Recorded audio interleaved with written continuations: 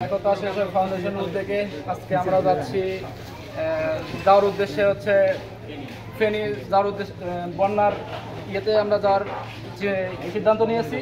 তো আমাদের কিছু সামগ্রী আছে, মুড়ি আছে, চিনি আছে, চিরা আছে, আরও অনেক ভাইয়েরা অনেক কিছু দান করতেছে, প্রয়োজনীয় ওষুধ সব কিছু দিতেছে। আপনারা দোয়া করবেন আমাদের জন্য, তাদেরকে আমরা সময় মতন পৌঁছা দিতে পারি। আর আমাদের একতা শিশু ফাউন্ডেশনের সাধারণ সম্পাদক ভাই কিছু বলবেন। আসসালামু আলাইকুম রহমতুল্লাহ।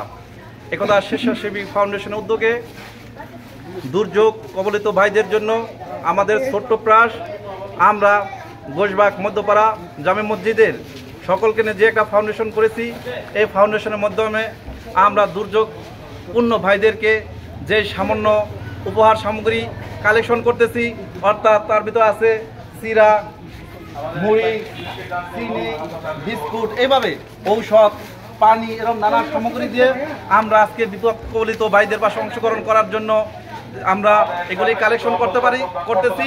আপনারা যে যা পারেন, যা যার অবস্থান থেকে 1 টাকা, 5 টাকা, 1 প্যাকেট বিস্কিট, 1 প্যাকেট স্যালাইন, এভাবে যে যা পারি চিরা, মুড়ি এগুলি দ্বারা আমাদের সাথে অংশগ্রহণ করতে পারেন।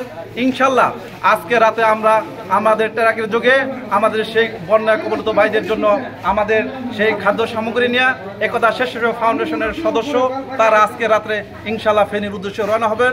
সবাই ভাইদের জন্য দোয়া করবেন, আমাদের জন্য দোয়া করবেন, জানে আমরা সামনে আরও এরকম কল্যাণমূলক ভালো কাজ করতে পারি। সবার কাছে দোয়া কামনা করছি। এই বলে আমার বক্তব্য শেষ করলাম। আল্লাহ হাফেজ। আসসালামু আলাইকুম রহমতুল্লাহ।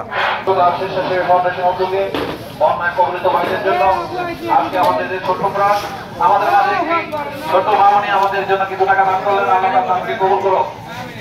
আমরা একতা স্বেচ্ছাসেবী ফাউন্ডেশনের পক্ষ থেকে আমাদের যে ছোট প্রাণ, অর্থাৎ আমাদের যে বাইরে আত্মীয় বন্যায় কবর ইনকাম যার যতটুকু ইচ্ছা তেমনি আপনি দান করতে পারেন। কেউ 5 টাকা, 10 টাকা, 50 টাকা, 100 টাকা, 500, অর্থাৎ প্রত্যেকে যার যার অবস্থান থেকে সামর্থ্য অনুযায়ী আপনারা দান করতে পারেন। দানে ধন কমে না, নেকে ভালো বাড়ে যায়। এখানে যদি আপনি মনে করেন যে ভাইদের জন্য আপনার খাবার অনেকগুলি পানির মতো দান করেছেন, এভাবে অর্থাৎ প্রত্যেকে যদি আমরা প্রত্যেকের অবস্থান থেকে যে যা পারি